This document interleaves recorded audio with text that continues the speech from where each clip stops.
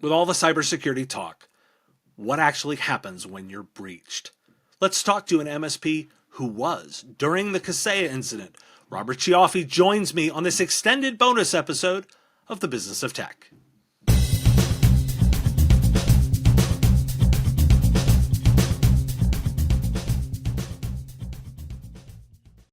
Kaseya Mobius can make your life easier through accounting automation. Tired of inputting your invoices, expenses, and inventory from ConnectWise Manage into QuickBooks Online? Kaseya Mobius reduces your data entry to the click of a button. Did you know that the average MSP spends 10 hours manually inputting accounting data each week? With that time, you could implement process consulting with Eureka Process, run a D&D campaign, or catch up on a month's worth of the business of tech. They now offer an onboarding package providing direct support for quick resolution and regularly release new features. Kaseya is a family-owned company dedicated to making software suck a little less each day.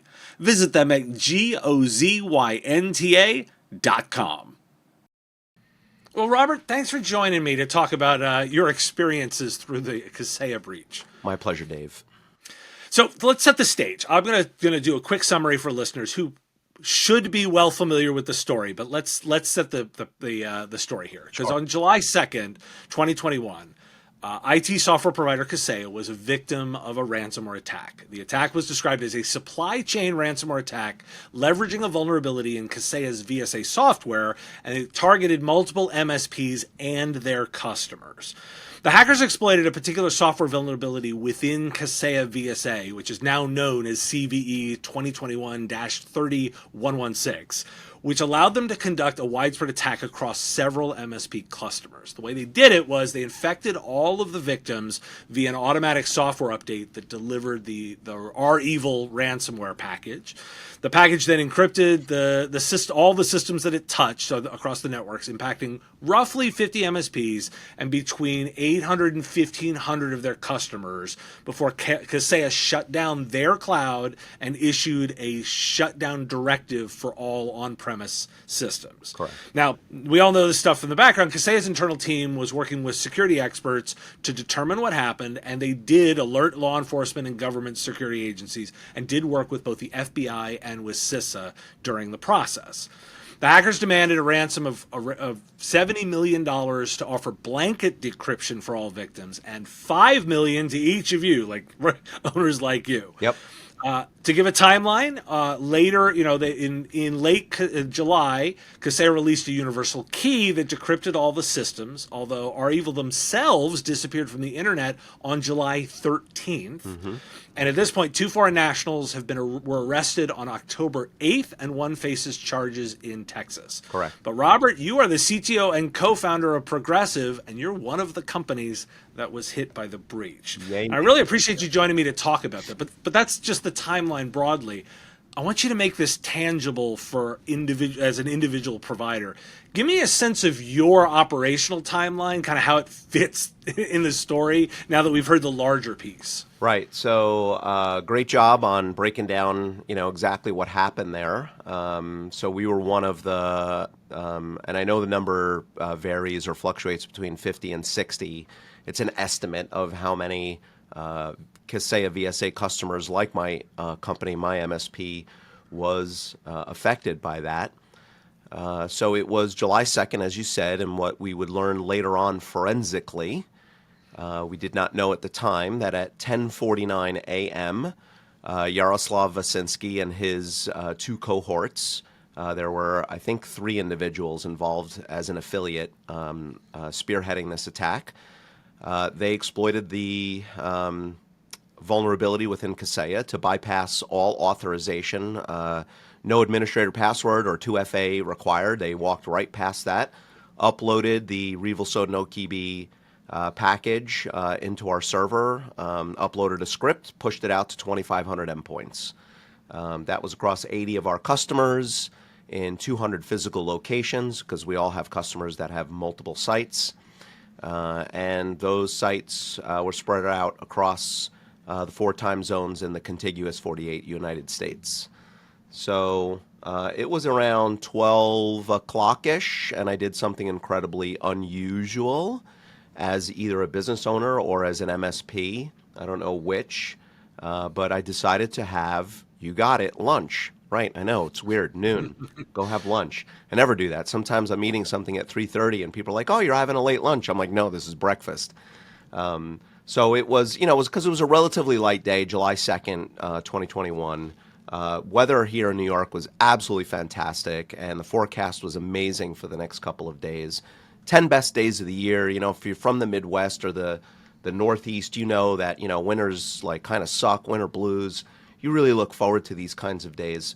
And so what that meant with Independence Day upon us, and it being a Friday, and the weather being so awesome, that it was going to be a light work day because most of our end users that we support were probably heading to the beach a couple of days early or a couple hours early or whatever, or beginning their holiday festivities.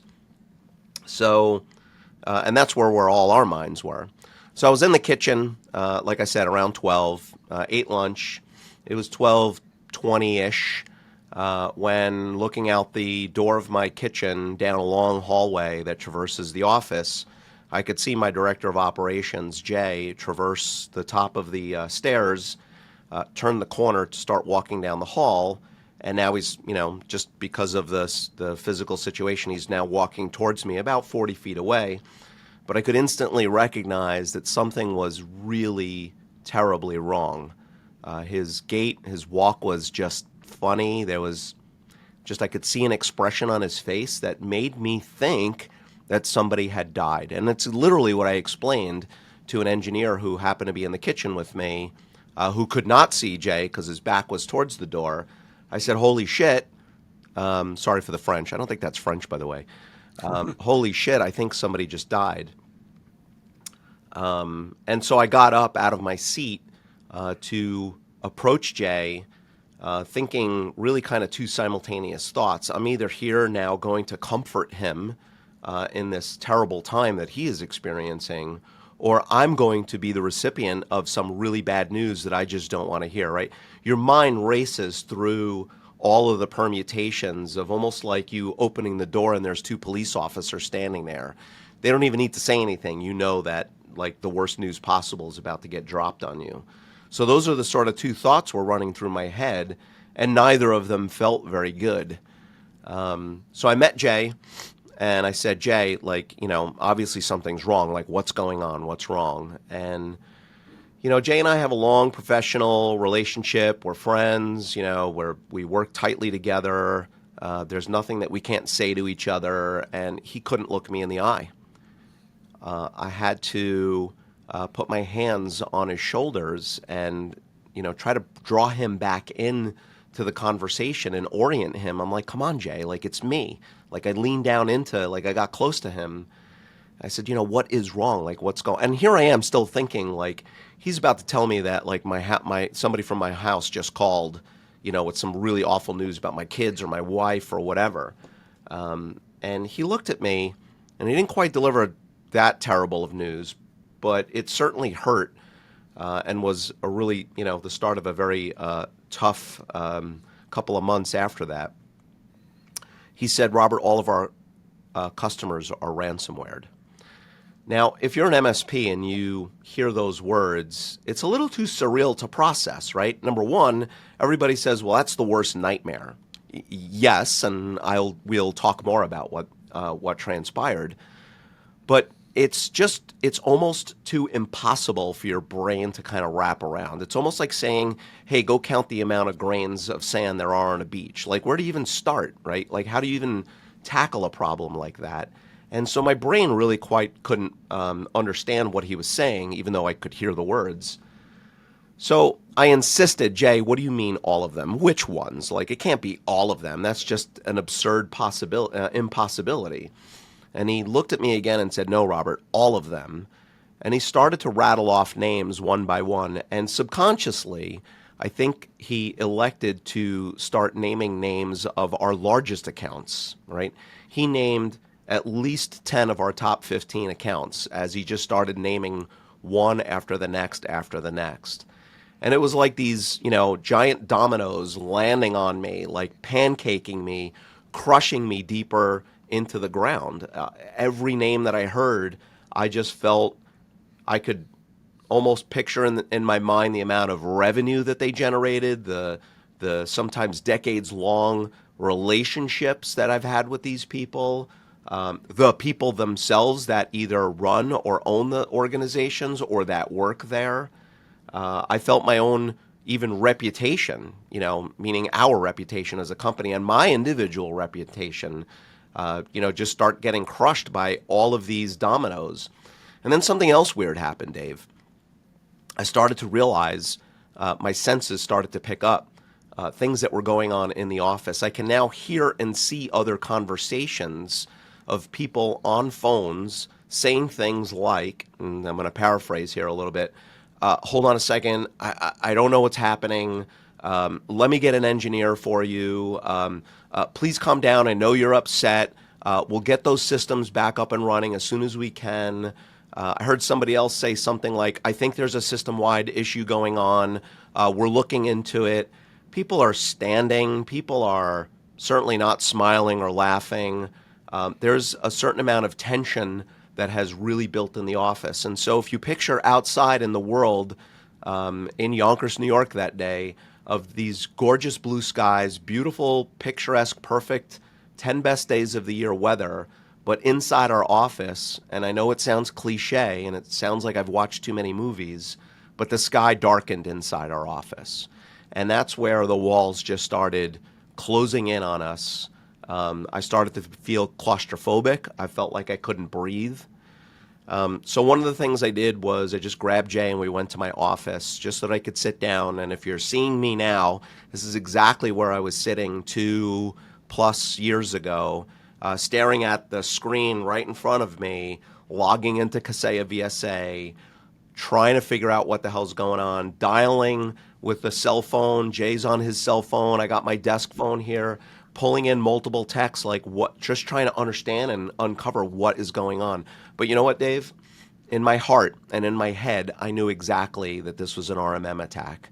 How could we possibly have all these disparate clients that don't know each other and aren't connected to each other in any other way other than our RMM platform? How could they all possibly be simultaneously ransomwared? So while I was losing my mind that day and probably didn't make such great decisions in those first couple of hours, it was clear to me that that's what where the attack centered. And as we were kind of going through things, trying to figure out what the hell was going on, I started to watch all of the icons on my own desktop start to turn white. And, anyone who's listening that's non-technical, you should know that that's the telltale sign of your computer not being able to recognize either shortcuts or icons or files that are sitting on your desktop. And it doesn't know to display an Excel document with the familiar green X, so it puts a white box there instead, and it means that the files are encrypted. So it's suddenly now all of this surreal peripheral information about our customers was now literally right at my fingertips. So from that moment, walk me through, how long did it take to start from the crisis starting to get a sense of what was going on and pulling your people together with a plan? Yeah. Because you've talked about this before, and to a certain degree, you didn't have all of the documented procedures and policies. So how long does it take to pull together when you kind of are winging it a little bit? Well, I mean, so you bring up a great point, and I would urge everybody listening, and I will continue to evangelize this notion of having your incident response plan and your policies and procedures not only buttoned up, but practiced, right? Tabletops and whatnot. We had none of that or little of that, really, any real semblance of it. I mean, as an MSP, we all do things that sort of semi-prepare us for these things, but not really, not to the extent that we needed to. But Dave, the other element of this is even if you have all of those things completely documented and buttoned up, there was this wave of psychological emotion that grips you, that pulls you to a place, a very, very dark place, where having all those plans and having those processes and having that practice as well, although albeit very, very important and will increase your survivability, it certainly doesn't prepare you for the handling of that emotional state. And that was our biggest problem, I think, at least initially within the first hour, was just coming to the psychological terms of what the hell just happened to us. So you start getting your feet under you a little bit in the Yeah. first hour or two.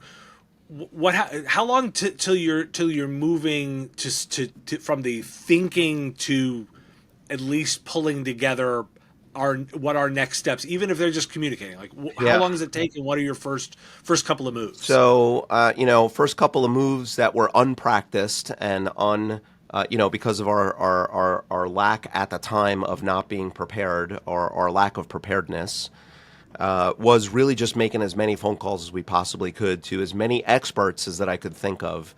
Now, being in this industry, you make a lot of friends, right? That guy's a super cybersecurity. He's on stage, he presents. I'm friends with him. I got his mobile. Let me give him a call. Attorneys, forensics people. You know a ton of people, even just friends in this business that I had reached out to. But the one phone call that I delayed a little bit, and I'm not ashamed to talk about the mistakes that we made, because I think it's important to highlight these things so that others can learn, was that we did not call our cyber liability insurance right away. Now, the ironic thing, Dave, is that we had a new policy that went into effect on Monday, June 28th. So a full 4 days before we were attacked, our brand new shiny policy was in effect. And it took a while for us to remember. Actually, it was my director of finance, who does not have a technical bone in her body, came down the hall a little sheepishly, and because she knew I was frantic and barking orders at people and like trying to figure out what the hell's going on. She's like, "Hey, Robert, do you think we should call cyber? Do you think we should call in for our insurance?" And I'm like, "Yeah, that's a brilliant idea." So I felt like about 1 inch tall. But I will say that in that particular event, and in that particular circumstances, I imagine in most security incidents, that the resources that are provided to you through your cyber liability insurance policy prove to be very instrumental in our ability to navigate the situation moving forward. So, for instance, we were assigned breach counsel, basically lawyers. By the way, it's a terrible name for it because you're not supposed to use the word breach. Maybe we'll talk about that at another time. But that has legal implications, of course. But to help us navigate through this incident, the attorneys that were assigned to us were well versed in these types of things. They understood the legalities of things. They helped us formulate a communication plan to our customers so that we weren't just randomly saying stuff to them, right? And that's a very important, critical component in how you navigate a security incident. I do want to make one particular point about things that we learned throughout that process, and is really important to understand when you're engaging an attorney, which you should, right? I know there's some people out there like, screw the lawyers, just, do the right thing by your customers, get stuff fixed. You got to be really careful. You have to be counseled. You have to be very counseled through your communications with your affected parties. However, what I did is I pushed back on the attorneys, and there were multiple that were assigned to us. And I said, guys, like, I am not hiding behind this legalese. This sounds very CYA, this email I'm about to put out. What do I sell as an MSP, right? Trust and confidence. What's my currency? My currency is relationships. I will burn all of that, the trust, the confidence in the relationships, with this legalese, bull crap, right? Like, I'm not hiding behind you. I will be front and center. So I pushed back on them and said, we need to rephrase some of this stuff so that it is a little bit softer, right? And it's a little bit more caring in what we're saying here. Otherwise, they're just all going to leave us and fire us, right? As much pain as they're in. And even in them holding us back from attempting recovery efforts, which was a very important step to make sure that we did not put our company or our clients in any kind of jeopardy because we had no knowledge at that moment in time exactly what happened. Was their data exfiltrated? How long have they been in systems? Do they have passwords to everything else now? We just had no idea. Were they lurking in systems for a year? Or in this particular case, was it a smash and grab? Now, thankfully, in our particular case, it was a smash and grab. So there was no chance for data exfiltration. There was, very little time for the threat actors to carry out any other kind of dastardly deeds. But, having the counsel there helped us make sure that we made the right decisions, that we got the forensics analysis completed by two independent parties to confirm what we were thinking and so that that could then inform a recovery plan so that we can then in turn manage expectations with clients.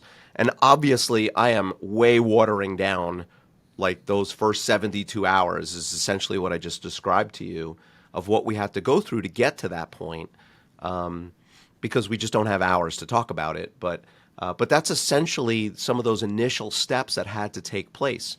Now, to your point, I wish that we had tabletop that. I wish that we had more planning done, at least a one-page sheet of flowcharts, something that would have given us some map to say, here you are. We were standing at the gates of hell. I mean, that's the way I phrase this, is I was standing at the gates of hell with only one option, push the gates open and walk through, with no idea what the hell was going to be on the other side of that. Excuse the pun, but maybe it's intentional. What the hell is going to be? Hell is going to be on the other side of it, and it's going to be so random and chaotic and dangerous. How do you navigate that? And, thankfully, I've got a really smart group of people here, and we surrounded ourselves with enough great vendors and other relationships, and even our clients who showed immense patience and grace throughout this process. Not all of them did, but most of them did, is really what helped us navigate through that. You hit on two things that I want to expand about, because oftentimes when we talk about this breach, I want to understand a little bit more about what it's like being in it. So as somebody who covered it, right? So and I'm going to start with the communication side. Yep. As somebody who's covering the breach, I have said publicly that I thought Kaseya did a really great job. As I've looked back on it, you can say like they leaned into communicating with the FBI. They moved very quickly. They were very transparent. They communicated. But I'd like to understand, assuming that they're doing exactly the right things, they're talking to the FBI, they're moving quickly, what's it look like from the inside, though, during that? Because I assume they're not able to be fully transparent with you. Tell me what it looks like inside during the time and what kind of communications you're getting. So it's funny because, it's almost like that's a recursive sort of situation, because their willingness to do the right things and then their communication cadence and what they could and couldn't say was exactly my situation as well. So here I am, a recipient of their communications. I am their customer. In turn, I have customers that I had to put in the same situation of I need to make sure that I'm communicating regularly with them, right, on a set cadence, that there's an expectation. By the way, that was one of the lessons that we learned, was to say something even if you've got nothing to say, and let them know when they can expect to hear back from you. But we also had to be measured in what we said, because we had to be a little careful not to say the wrong thing, not to put ourselves in a bad position or put them in a bad position, right? Because if I just said, we just need to walk around and start, formatting desktops, but you're going to have to wait a week before we get to you, they may have said, well, Robert said, right, and I'm just going to do it myself and save him some time. Save Progressive some time and help myself, but maybe that would have done something bad. So it's like I'm using that as a silly example of making sure that the communications were that there was the right message was going through. Very often in a lot of our communications, it was like, please just don't touch systems, leave them off, just don't attempt any recovery yourself until we have more information.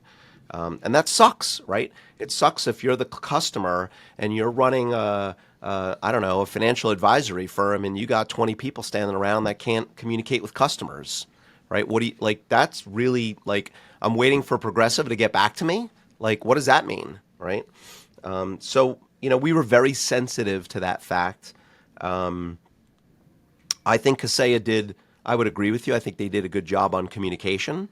It didn't feel like at any point that they were either withholding information, and it certainly felt like from the news, at least, that they were cooperative with law enforcement.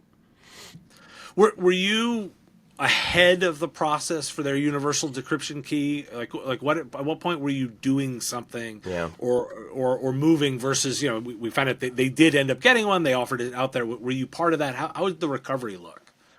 We reached about 95% of our recovery efforts, right? So I'm fast forwarding now past July 2nd, 3rd, 4th, 5th, right? 5th being that Monday.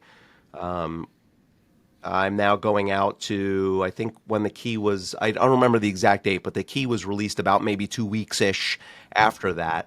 At that point, we had most systems already recovered. So it was only a few like key executives, and again, irony, right? Like, the executive of the company saying, don't touch my machine. Yeah, I know I'm important, but I want my team working before me. We were able to use that decryptor in a very, very limited way. I mean, I could probably count on two hands the number of systems that we recovered using the decryption key versus all the ones that we had to do it via brute force by restoring or just nuking and reinstalling. That number was closer to 2,500 endpoints, right? So statistically or percentage-wise, it was almost negligible. The other thing I really want to get some insight from you is when we talk about breaches, again, guys like me and analysts and journalists that are covering it, we always talk about like large cost numbers, right? We have average cost of breaches, we have the average cost, the total cost, the ransom payments. But as both of us as business owners, Yeah. we know financial hits don't work that way, right? It's not that somebody showed up to your business and said, "Here's the total bill you'll pay all at once." Yeah. What instead happens is I suspect a series of withheld payments and new expenses and bursts of costs, and then it hits.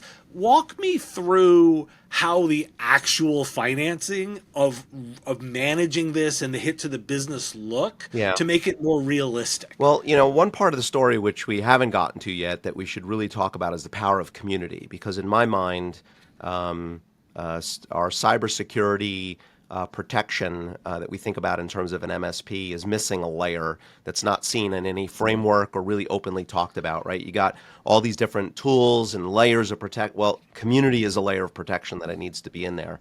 So community stepped up in a very, very big way to help us. Those costs, those companies were willing to withhold their invoicing, let's say, so that I wasn't writing a big fat check. But if I were to have to hire the number of people who showed up at our doorstep to help us and said, let's not worry about money right now, let's just get you recovered, we would have been hemorrhaging, potentially hundreds of thousands of dollars within, let's say, about a 6-week period of time where we wouldn't have expected to be able to do that. Right now, did we have the money? Yeah, but it probably would have brought us down maybe close to zero, or put a tremendous strain on us where we would have said, well, gee, if our clients don't pay us this month, and what do you think that they're thinking, right? A lot of people did withhold payment or slowed payments down, and we had to chase money for a while. Thankfully, we collected just about all of it.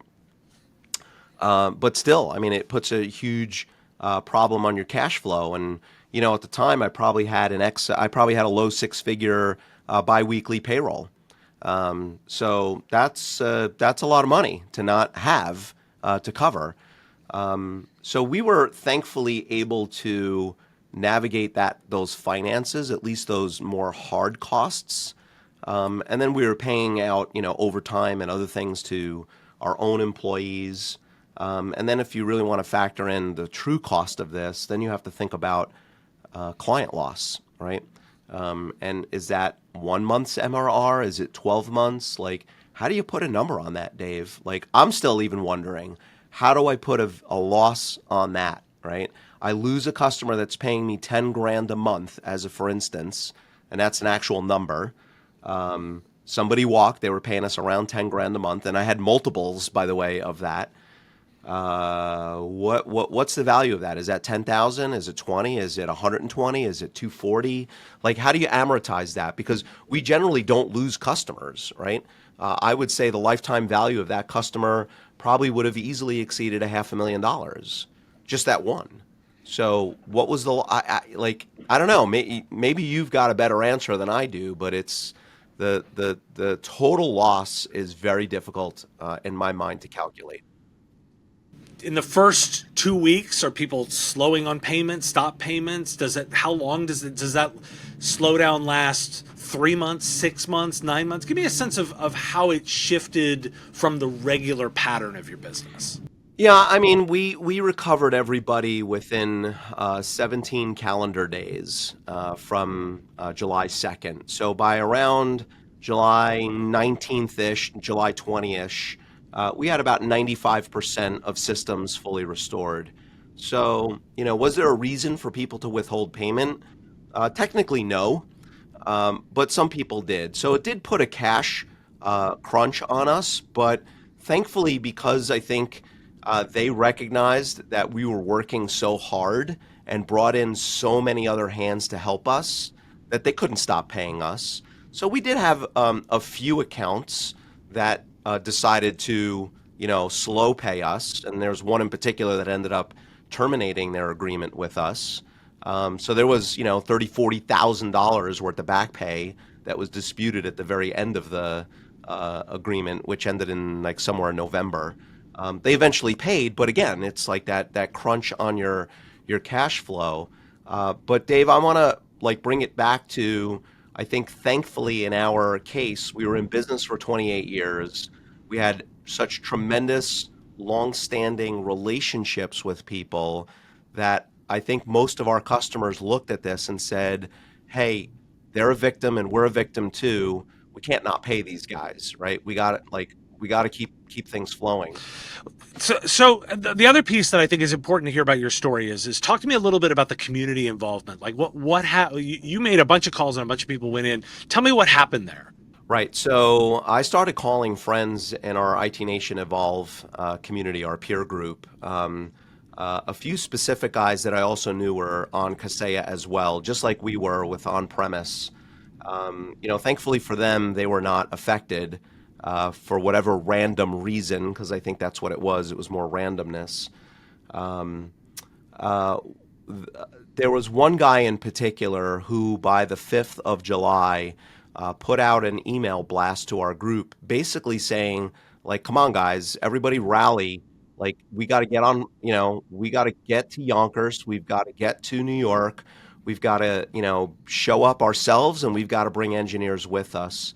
So initially, there were three MSP owners, along with combined 6 engineers that they brought along with them, most of which were really, really seasoned guys. So by Tuesday or Wednesday of that following week, so now what are we looking at, like July 6th, July 7th, we had people showing up at our doorstep, providing us both management leadership level of skills, like, "Hey, let me take over this project, so you don't have to worry about it." Robert and Ugo's my business partner.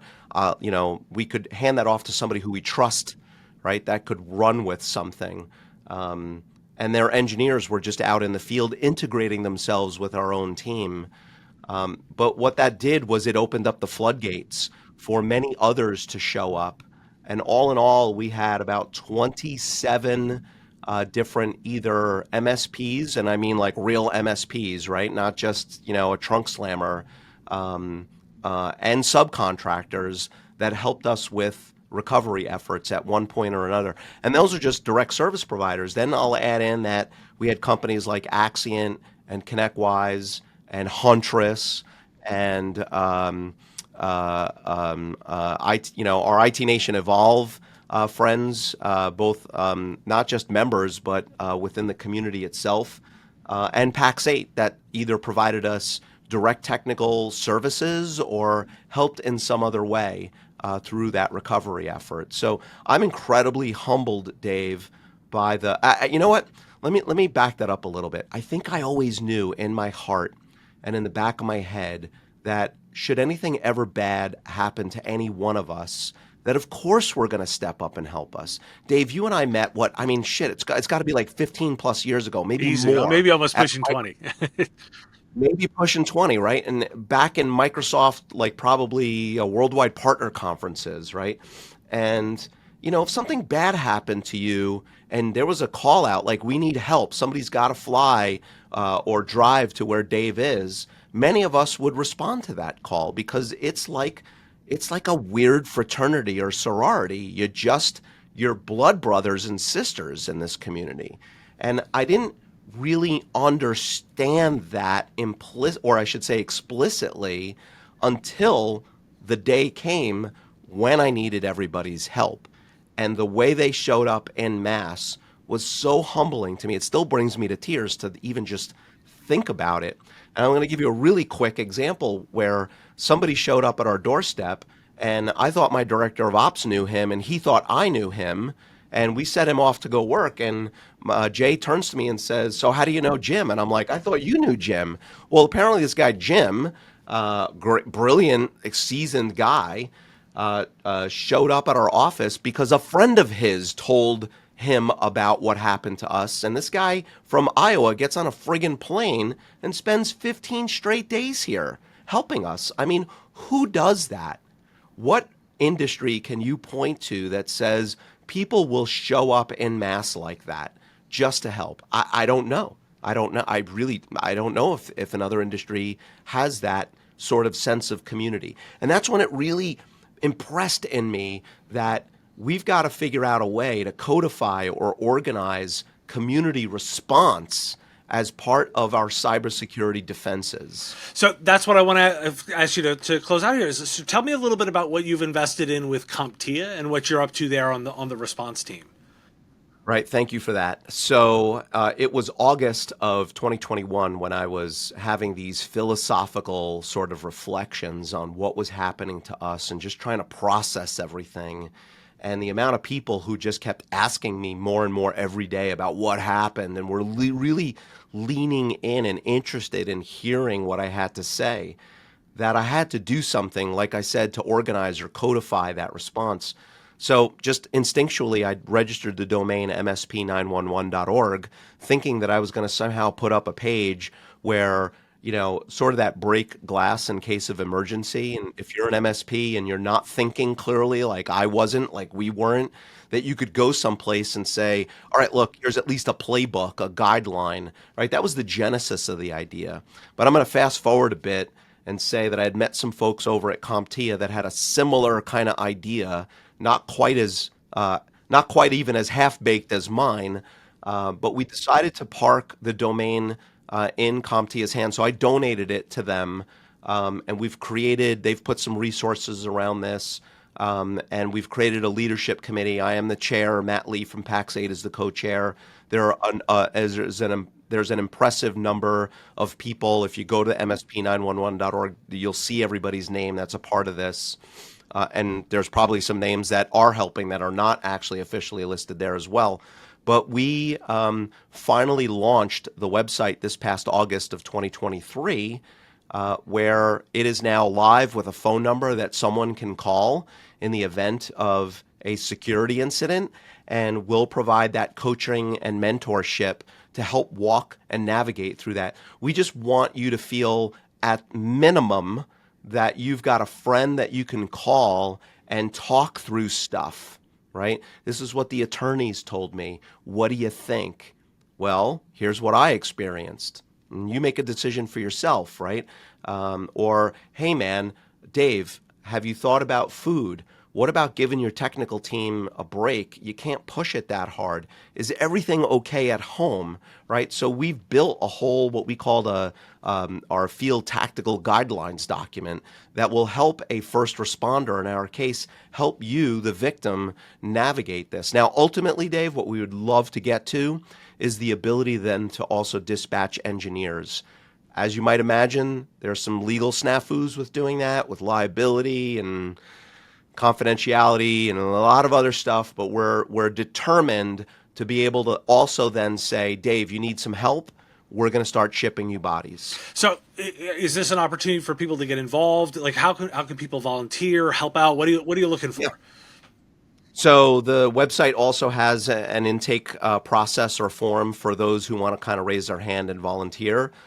Most of the volunteers that we're looking for, at least initially, are those that have some sort of first responder, and I mean first responder as in like MSP first responder, security responder experience. Although, listen, if you are just a smart MSP and you've got actual like EMT firefighter experience, you probably already intrinsically know, not that I have that experience, but like what it is to help somebody walk through trauma, right? And I think those are skill sets that just on the technical side, as well as the leadership side, as the emotional side, we're looking for people to be able to help others walk through that experience. And typically, because we're going to assign 2 or 3 minimum of people to be able to help somebody through an incident, we want a little bit of diversity there as well.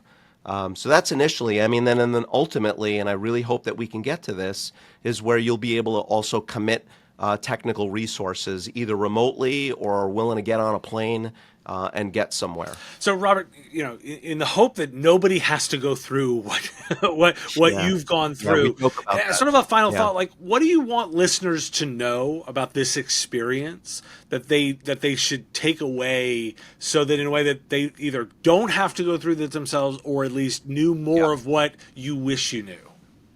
You know, as much as I extolled the virtues of this community and its, sense of brotherhood and sisterhood in this, there's another, but there is a disease that exists, I think not just in MSPs, but maybe because most of us are entrepreneurial, is that ego, right? So I want to drive a couple of quick points here. Is there is no shame in victimhood.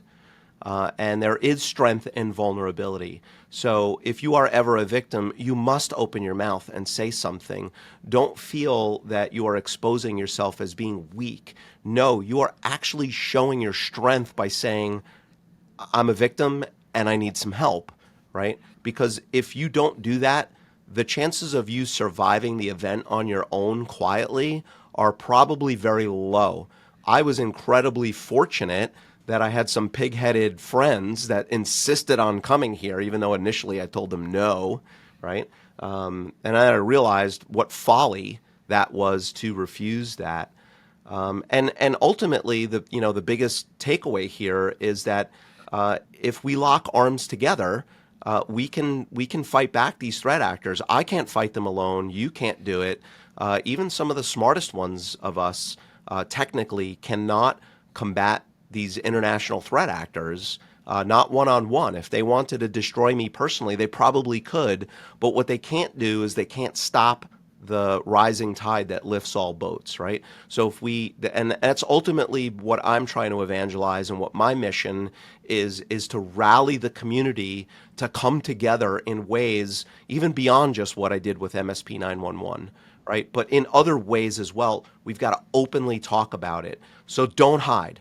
Don't run and cover. It's the worst time to do that. The best time to expose yourself is when you need the help the most. Well, Robert, that is a great place to end this. I really appreciate it. I'm going to direct everyone to that MSP 911 and get involved, and really appreciate you joining me today.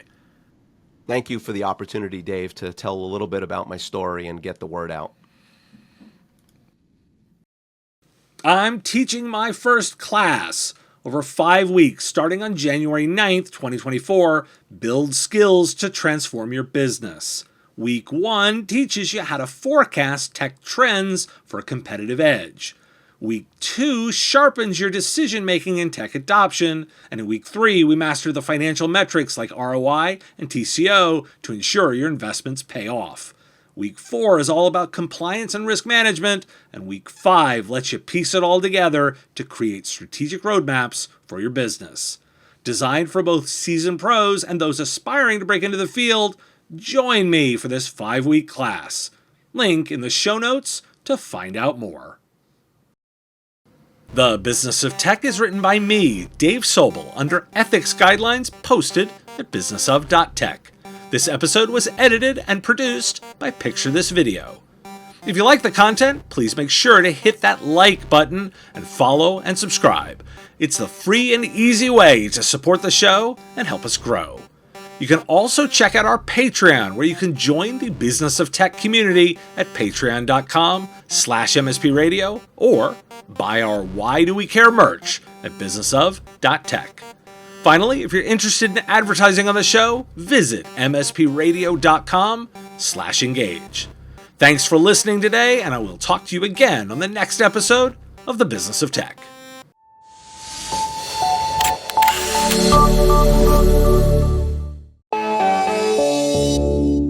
Part of the MSP Radio Network.